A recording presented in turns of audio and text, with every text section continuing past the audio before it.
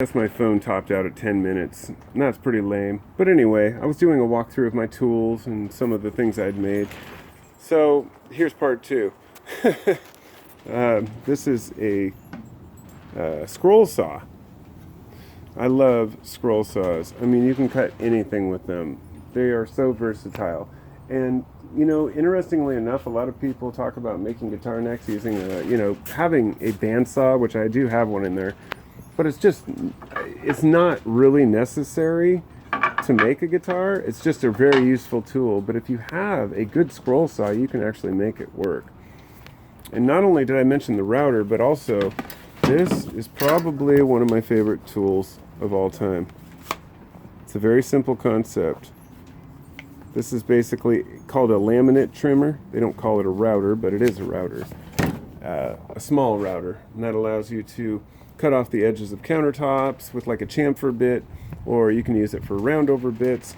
But for example, down here, like bits, this is where it gets expensive. Anybody can buy a router, but when you start buying, the bits for it, it can climb. I mean, these simple bits for Ryobi, maybe, I think this might be what, 25, 30 bucks or something. Just an OG detail and a cove and a round over bit.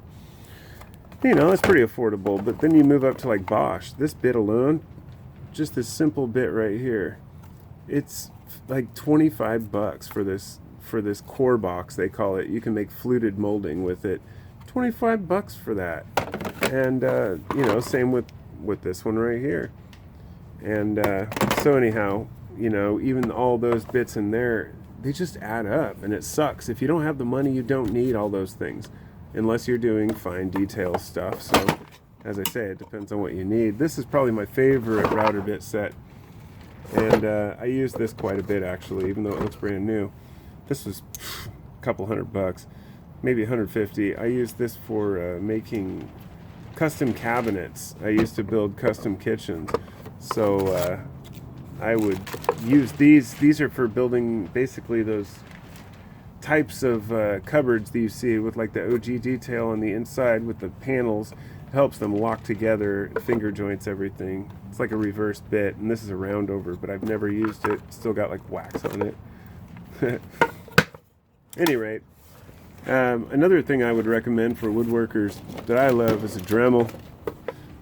The Dremel with the remote attachment, with the wood carving attachment, is an extremely useful thing. As well as all types of sanders. Orbital sander. This one's broken, but I think I was going to take these in the house, but I've got a belt sander, an orbital sander, a whole bunch of different types, and then of course a whole bunch of Dremel bits, basic hand tools, and of course a skill saw is extremely useful. Now when I watch a lot of people make custom furniture online, they're using like a Festool, which if you're not familiar, it's like $1,000 freaking saw. 2,000 maybe, I don't know how much they cost, with like built-in tracks, and they're super custom.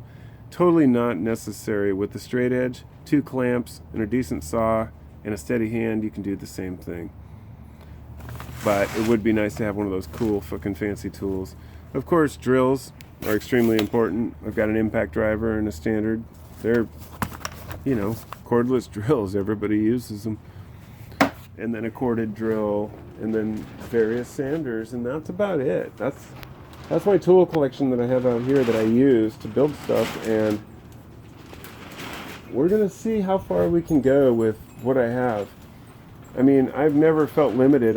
Like I said, I did high-end kitchens in the West Hills for people. Everything from the cabinets to custom bookshelves and furniture. There's a lot of different jigs that you can build, and there are a lot more tools, but they're not ones I'm using at the moment. So my hope is just that I can use these skills to improve my ability to build new shit, and then make guitars a viable future.